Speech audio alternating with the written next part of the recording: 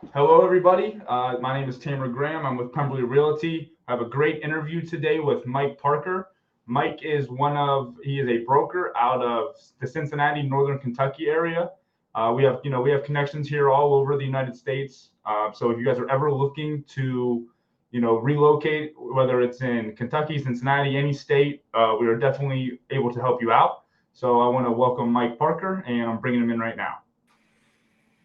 Hi, Mike. Thank How you. are you? I'm doing very well, sir. Thank you.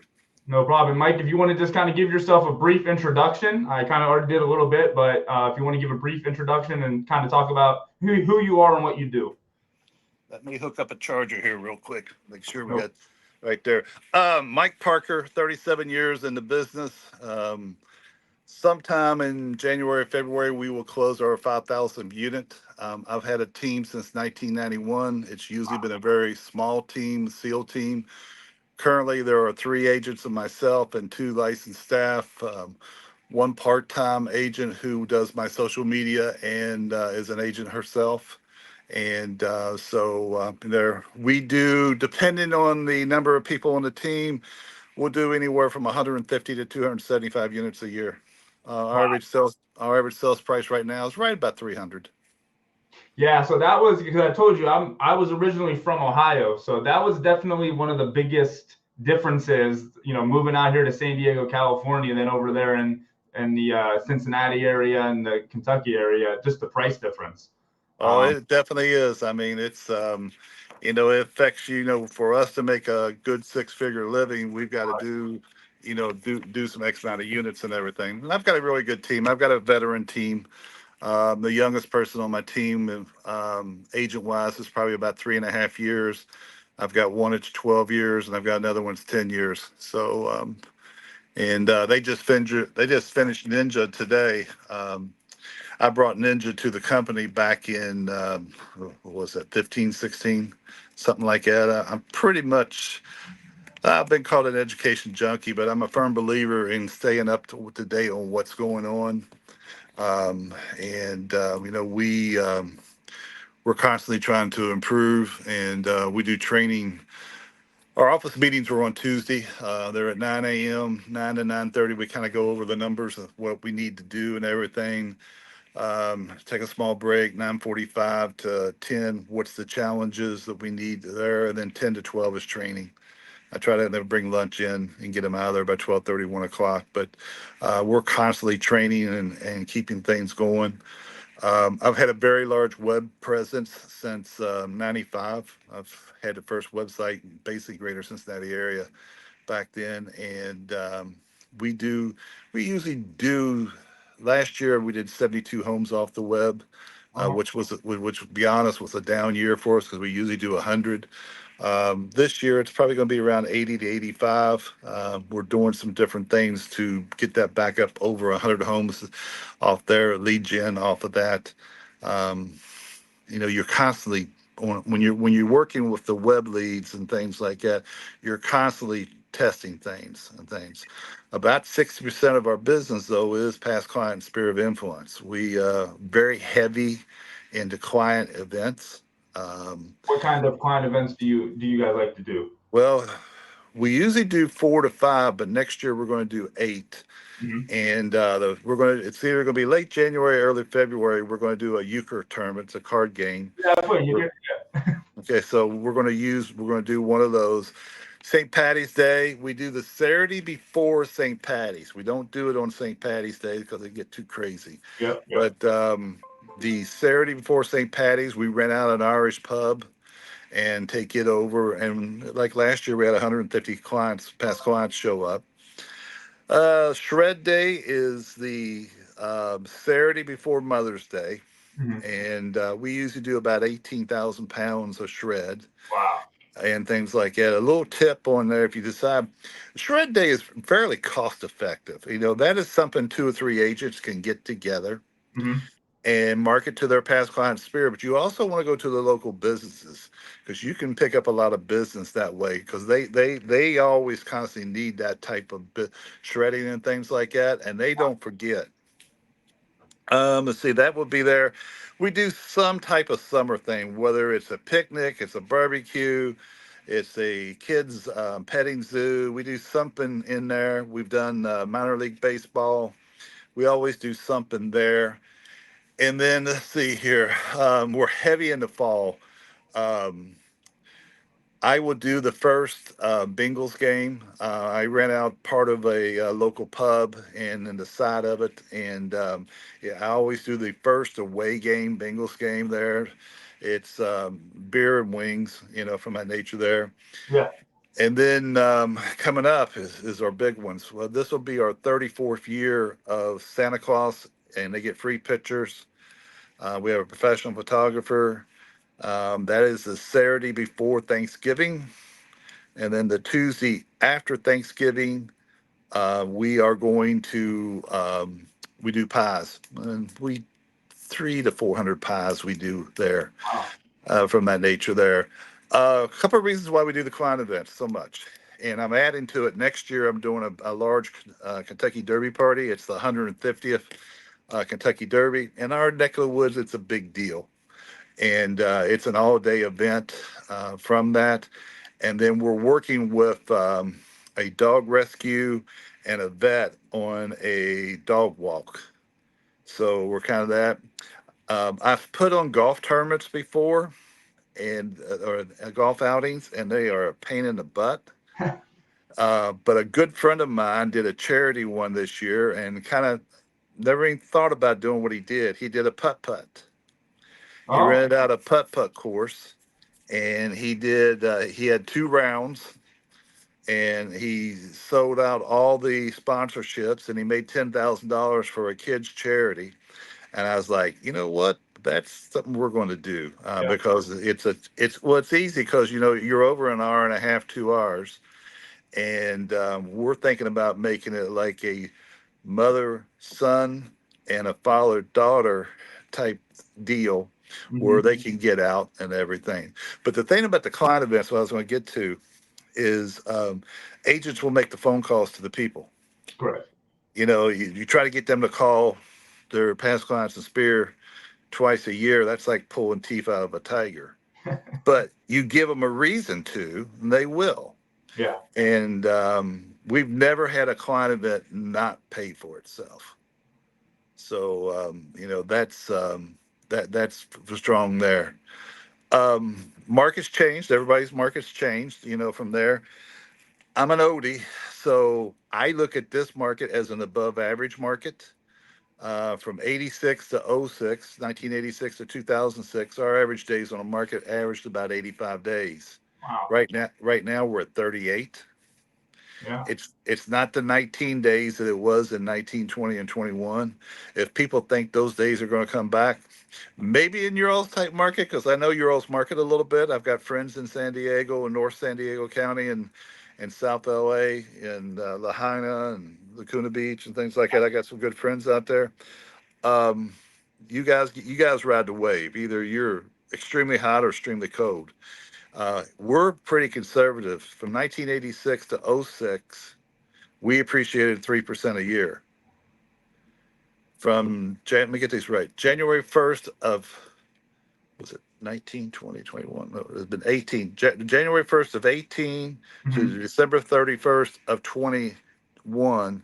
Those 4 years, we appreciated 38%, Wow. which for us, you have to understand that just don't happen.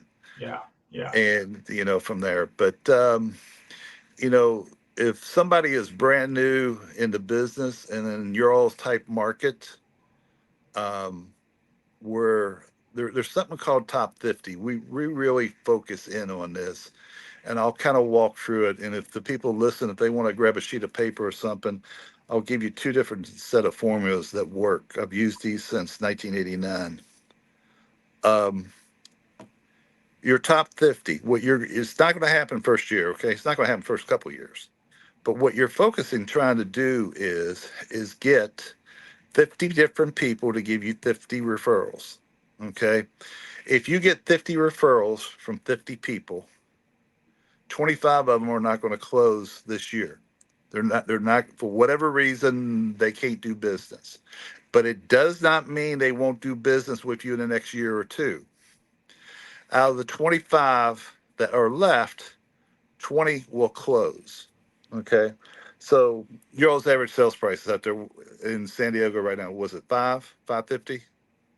Oh no. So right now our average sales price, depending on the area you're in, our area right here, we're looking at about 900 to a million. Okay. Okay. So basically, I'm going to use easy number. I'm going to use a $30,000 commission, and let's just say that the agent took home 20,000. I'm just going to pick a number. Okay. Yeah. So if you got 20,000 is the average check that the agent takes home, and you got 20 deals closed, that's 400,000 off of 50 people. Now here's where the key is. Okay. People think, well, I'll take this, I'll mail to them, I'll do this. You have to teach them how to refer you. This is taking them out to lunch. This is taking them out for a beer. This is sitting down there. You have got to teach the people how to referral. Say, hey, I gave your name to Joe Blow. That doesn't work. You got to get the contact information like that, and and you've got to treat them different than the rest of your database. Okay, and that means you do something every month that's nice for them like that. For example, our top 50, when they come pick up their pies, we got like about 400 pies, okay, and there's 4 agents, so there's about 200 people there. The top 50 will have a $3 Powerball ticket on top of it. Just saying, and a little note on it, just, hey, wish you the best. This is in 10 days or 7 days. We'll buy it ahead of schedule. Hey, Yeah. I hope you hit and have a great Christmas or something like that. Yeah. It's something to make, and I mean, so I'm doing 50 people times three, it's $150 times 4 people, it's $600. The feeling that they will get, they are treated differently. So Okay. we call that our VIP list. Our top 50 is our VIP list. So I similar, understand. yeah, same thing we got. Yeah, actually, what I don't call it top 50. I call it the top hat club because I wear hats every day. But it's just it's whatever you want to call it there, but you make them special like that. And when they give you a referral, you got to acknowledge the referral, and you've got to make sure you get a note card or something out to them, from there. Now Right. here's where this thing multiplies. Mm-hmm. After you've done this for 3 or 4 years, that 25 that didn't do business, if you stay in touch with them, 5 to 10 are going to come back and do business with you. And you had 20 to 25 already. All of a sudden, you got 45 to 50 people. Where you guys live, you can live off of referral type business. Where I live, I can't. My average check to me as the top agent is about 7,000. Right. So, 20 of that, that's 140, 150,000. That's not going to cover my expenses. Yeah. So I have got to lead generate. I've got to do other things to, do a good living. And we've been very, very successful in what we've done. But that is an easy way to get people started. Second thing is there is a number. I'm a firm believer in 20 contacts a day, and not one of them is a cold call, and I'll walk people through it. If you take the number 20 and you take it times 5, that equals 100. Understand that there are 40 productive weeks in a year. Every market has a downtime. Every market from December 15th to January 15th will be slower. Does not mean that you won't do business during those 12 weeks. You're just not going to be as productive as the other times. You should be taking 2 to 3 weeks vacation a year. So what happens is in those 40 productive weeks, you're going to do the majority of your business. So there's 20 contacts a day times 5 days a week, which equals 100 in per week, times 40 equals 4,000. What you will find out is you will close 1% of the people that you actually talk to. I have tracked numbers since '89, and this thing works. Now, so who's the 20 contacts?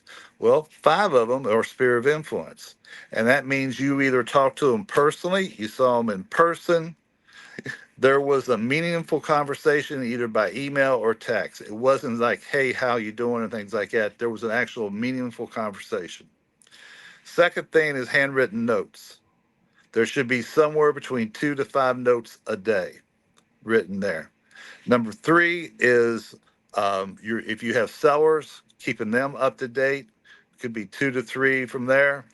If you are an agent who has been in the business for a period of time and you got past clients, for example, for me, it's five past clients, five past clients to stay in touch with from there. And then I turn around and write a small note using either send out cards or I've got little postcards made up that are. I go to Italy a lot and I've made a postcard series up of Italian pictures and I'll use that. People like to get that.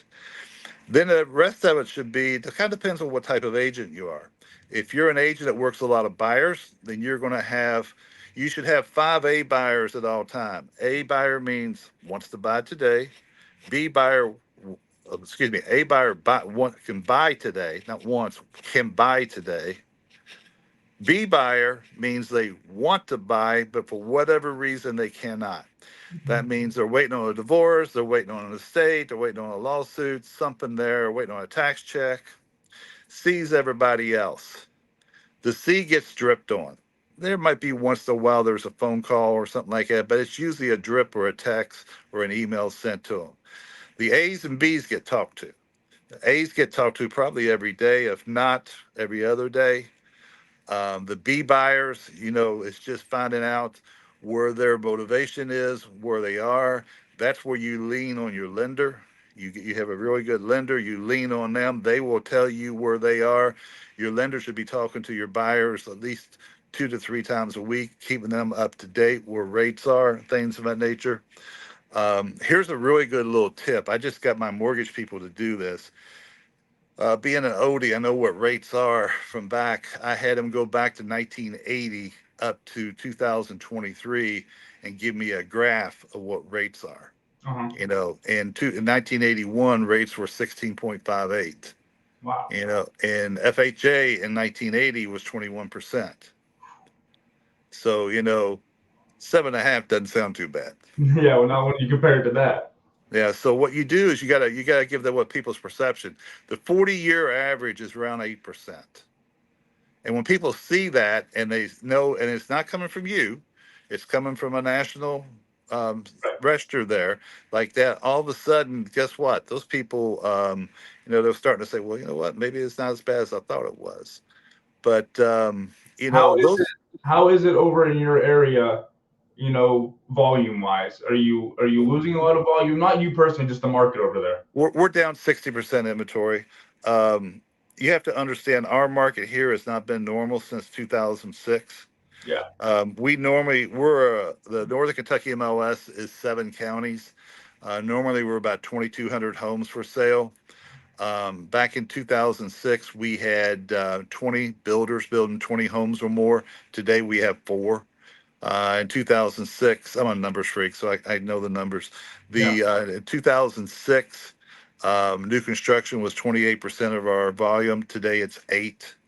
You cannot get a new home under 400,000 here. Well, 350, 375, which back, a buy level today costs you 275, which back in 2006 it cost you a buck 40. From there. So, first time home buyers have been really hit hard on the new construction part. We're down about 60%. Amazon just dropped 1.1 billion on one building here at the Cincinnati airport. And our inventory is not going to go up for the next 10 years. Our prices are not following. They're not going up like they used to, which is good. We're averaging about a 5% appreciation, and that's probably what we're going to project. This is my last year on the board of directors at the local board, and we were talking numbers 2 days ago over there. But market's steady here. The first-time home buyer has kind of bought into the rate. It's your people who have refinanced or bought at 3 to 3.5%.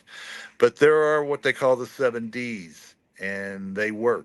The 7Ds is there's death, there's divorce, there's diapers, there's relocation. I mean, I forget all 7Ds, but there's reasons why people have to move. Yeah. Like I'm listing one this weekend, and actually I'm listing three. It's from one family. They're all going to move together into a generational home. Okay, and I know on the West Coast, you'll see that more than you will see other places. We're Yes. just starting to see that. We're Yeah. just starting to see that. And I mean, the three of them houses together are probably going to be 1.2, 1.3, and they've got something picked out at 800,000.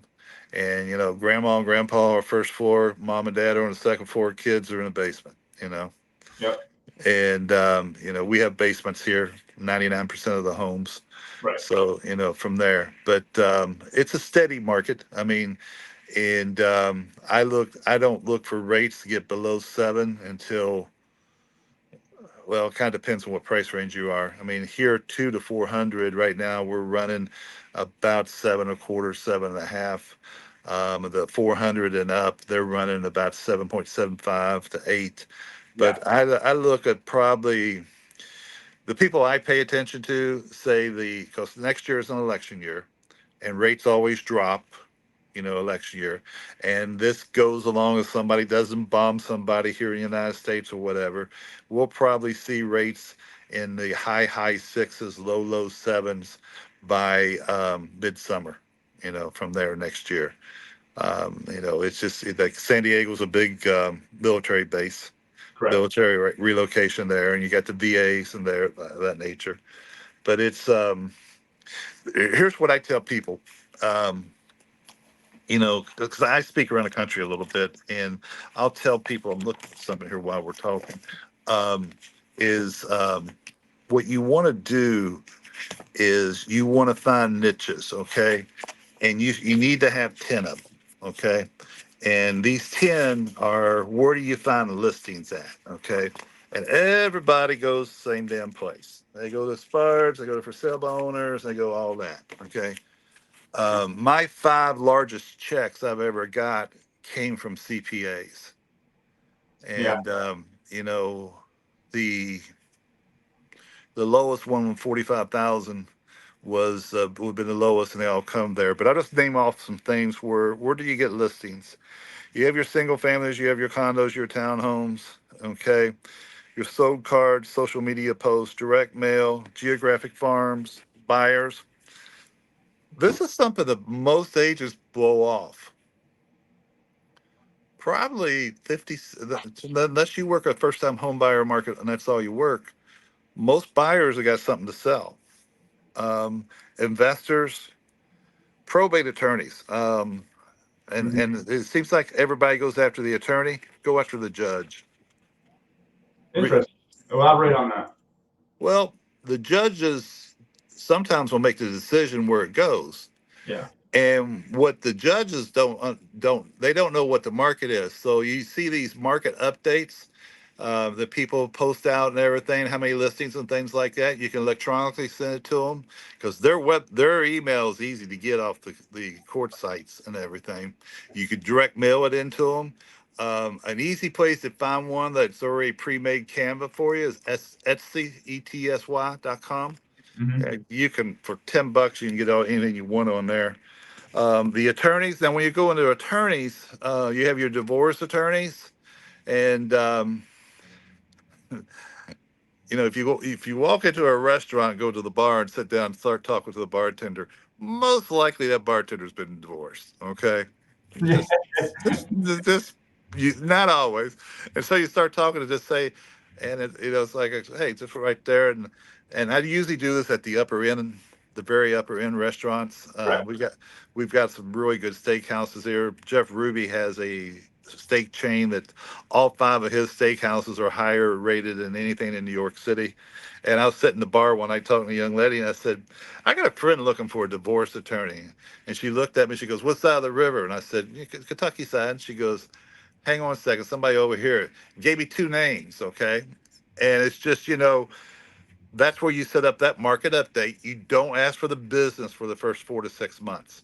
Right. You're basically you're educating them on what the market is. Then you start getting into it from there. Handymen, paint stores, handymen.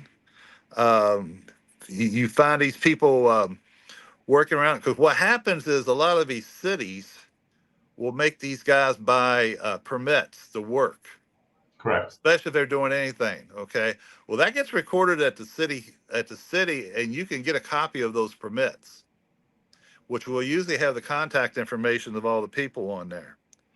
Garage sales. That's a Usually people will do a garage sale about 3 to 4 months before they thinking about to put it on the market. And then they'll turn around and do another one right before they go on the market. Your mortgage people, your builders and things of that nature, that's one place. Here. If you're, see, you guys are kind of built out a little bit. You got some new construction, but it's usually attached or something, Yeah, or it's, we're really big right now on the ADUs. yeah. So, see, I've got 7 counties here, and I've got 4 of those counties are very rural. So, I mean, I'm getting ready to list will probably end up being a 1,000 acre farm when it's all said and done. So I've got land listings I can do. We also have manufactured housing here. And we'll be very honest, the manufactured housing is sometimes built better than the what we call the regular bi-level or something like that. The manufactured housing is 16 to 1,800 square feet. It's built by 2x6s. There's no axle on it. I mean, it's on a permanent foundation. And it sells for 250 to 275. We sell it all day long. Um, another way, I do have a another question for you. What do your paperwork and contracts look like over there? Because I know in California, it's a heavy paperwork. Especially on the seller and the buyer, they're doing so much paperwork. There's so many hoops to jump through. What does it look like over there? A purchase contract, when it's all said and done with the whole house inspections and all that stuff, is usually about 21 to 24 pages. And that's counting with the new state HOA, a state agency. We went from a 1 page to a 3 page on the agency. Hmm. But usually 20 to 24 pages when you do it. Like our purchase contract, 7 pages. I have my own addendum where I reinstate everything. It's a pre-printed form, Hmm. and I reinstate everything that's on the purchase contract because people don't read the purchase contract, but they Right. will read it. They will read that 1 page I know addendum, that. Yeah. and it's just it solves a lot of problems. And for my buyer on there, I have one clause that I added in that I've used 1,000 times. Says all inspections must be satisfactory to the buyer, and it's I've had many attorney ask me how in the hell did this get in the contract. And I said, well, it's pre-printed in there. It's not something that was added. Yeah. From there. Another way on getting listings. Tom Ferry, I'm in his training circle, and he gave us this idea. Was you take a picture of his estimate, and then you text that to your client, and you say these words: Zillow thinks your home is worth X. I got a different opinion. What do you think? Hmm. And you'd be amazed what you get back from that. That it's a good eye-opening experience where you get the people to talk a little bit about it. I would say 50 to 70% will answer, and I'll probably have a conversations with 20% of them, Yeah. maybe 25. That has been very, very strong in setting appointments up. And what you find out is who's interested. If you do 50 of those and you talk to 10 people, Pretty good. oh, it's extremely good. It's Yeah. extremely good. It's from there. And we've actually done some of that where we have taken all 4. Um, we use Redfin, Hmm. Realtor.com, Homes.com, and Zillow. We'll take all 4 prices. When we price a house out before we actually ever go out to the house, from there we'll pull the old MLS. I don't know, do you guys have Real List? No, I don't. We Okay. don't. Real List is a courthouse records document. So we get all the docs of the state taxes, when they sold, when they closed, square footage, and all like that.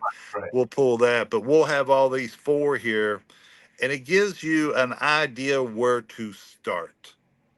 Because if you've been in a heavy appreciation or depreciation, it could be that way too, type market, you got to figure a place to start. We will pull the street, and we go back, like, let's see, we're October of 23. I'll go back to January 1st of 22 and pull the street. We'll do a CMA 1 line and what we call an agent book, which is 6 houses per page.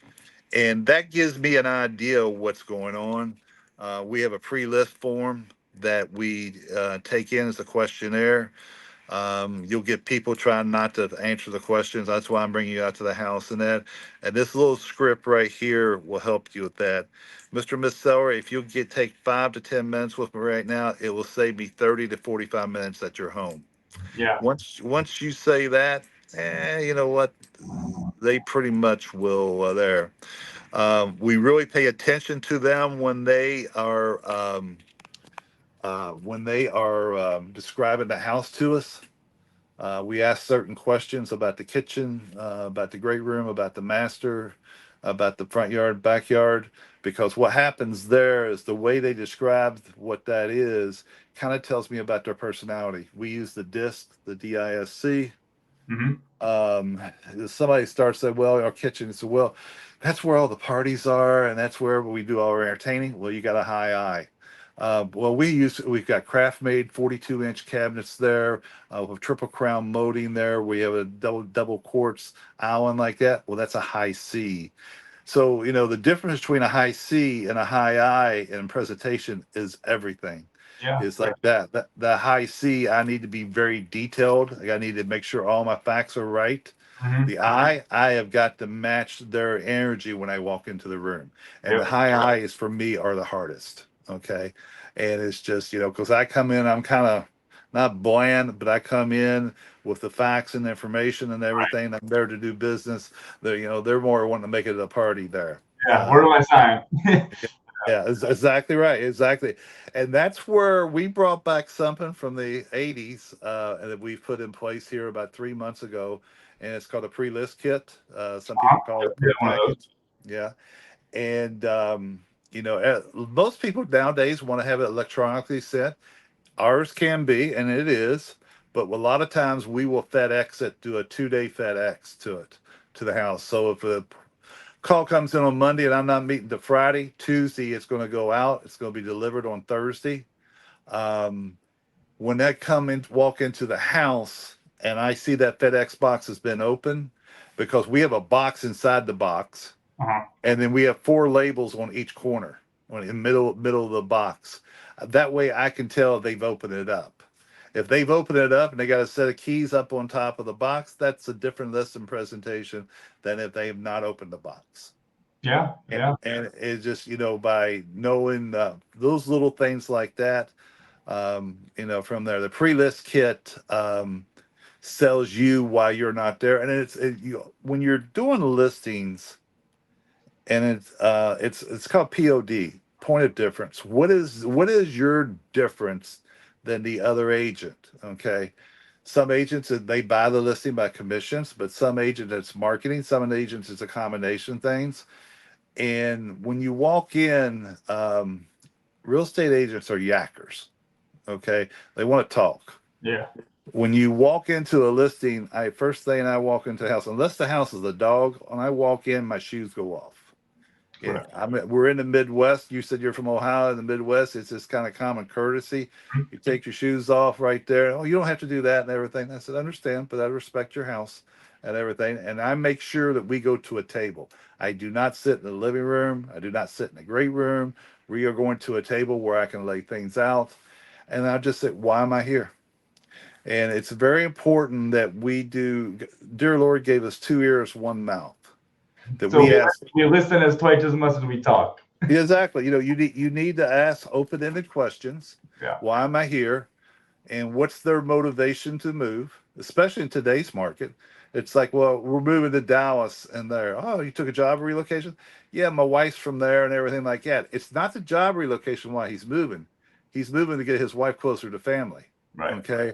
And so sometimes when you're in negotiations, I said, well, I thought you wanted to get your family closer to your wife's family. Well, I do. Okay. Well, you said you would accept X when we do the seller's net sheet.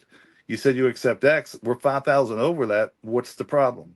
You know, it's just, gently reminding people, from there. We're in the market we're in right now. I think we're in it for 3 to 5 years. That was I will. another question. Another question I had for you is, what's your prediction? Yeah, what's your prediction for the market for the future? Well, when rates get to 5.5, which they will in about 36 months, I think, all hell is going to break loose. Right.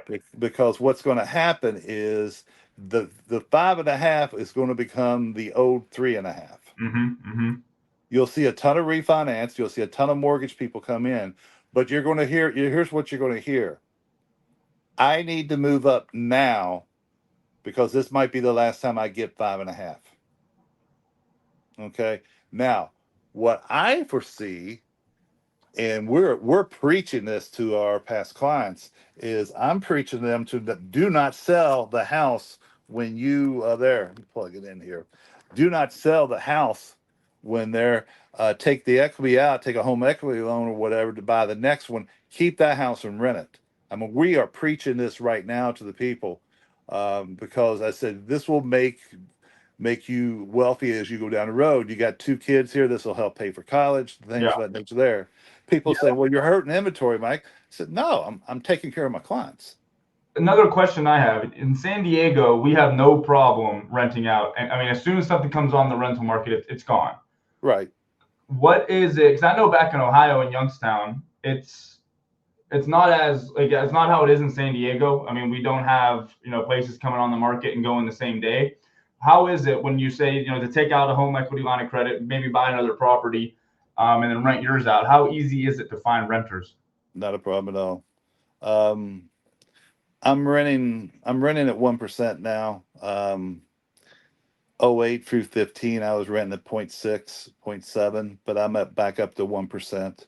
It's unless you get into the luxury homes. When you get into my my first time home buyer is a 200 to 400, maybe 450. My middle class is a 3 to 6. Mm-hmm. My luxury starts about 7. Our at 650 to 7, that's where our days on the market and everything starts to change. I mean, I got a couple of houses for sale. I got a 1-1 and 1-3 and a 1-6 Oh, right nice. now. Those are they're sitting. I mean, if you don't sell them in the first, as I told the one couple, I said, if we don't sell this in the first 2 to 3 weeks, we're a year. I said, and then we're 6 months in, 7 months in. So it's a 8,000 square foot ranch when you count the lower level finished, unbelievable lot, and everybody who looks at us is either building new or going from there, buying something. So from that, but it's about 36 months we'll be in that 5.5, 6 range. And when we do, you're going to see all the lenders back in the market. Right. Everybody will be into it, but Yeah. that will that it'll get crazy. It will get something very similar to what 20 was, 20 and 21. It'll get very, very similar to 20 and 21. Um, and what you want to do if you geographic farm, this you need to set yourself up. See, most people on a geographic farm, they just totally don't give it a lot of time. You need to give it a geographic farm 3 years, and you need to hit it 18 to 24 times a year.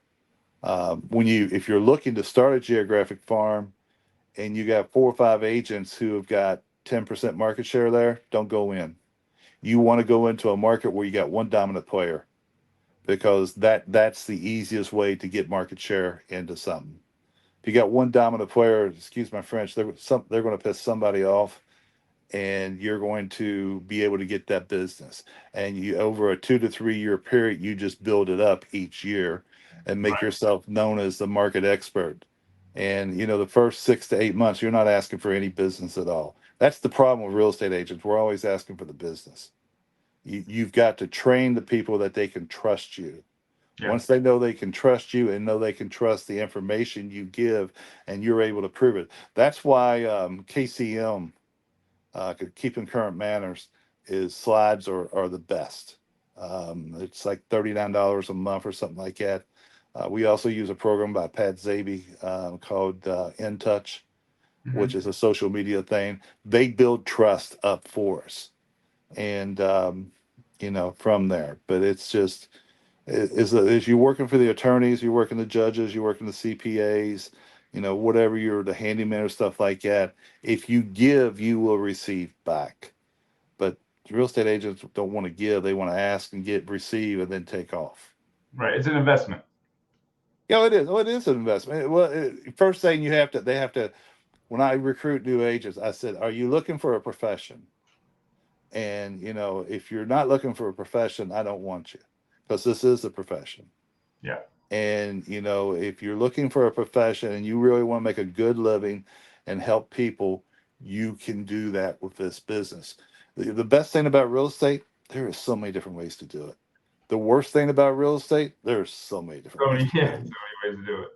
Yeah, so there. So So, okay, well, Mike, I really appreciate you joining us. Thank you. You gave us a lot of great insights and a lot of good tips, and I'm sure a lot of people are gonna be able to take what you said and implement it. So we really yeah. appreciate it. Just Anything, make just make sure you got good weather first week of December, because I'm out that way. that's gonna happen. Where are you coming in at? Coming in the Mission Resort, we got a Tom Ferry event, and I think we get in what is it, the 4th, something like that. I think it's a Sunday, December 4th. We come in, and we're staying at Mission Resort there, so we're in for 4 days. So, but have me that beautiful San Diego weather. You can't beat it. Trust me, I'm not gonna miss shoveling snow this year. All right, guys, take care. Be safe. You too. Thank you, Mike. Bye.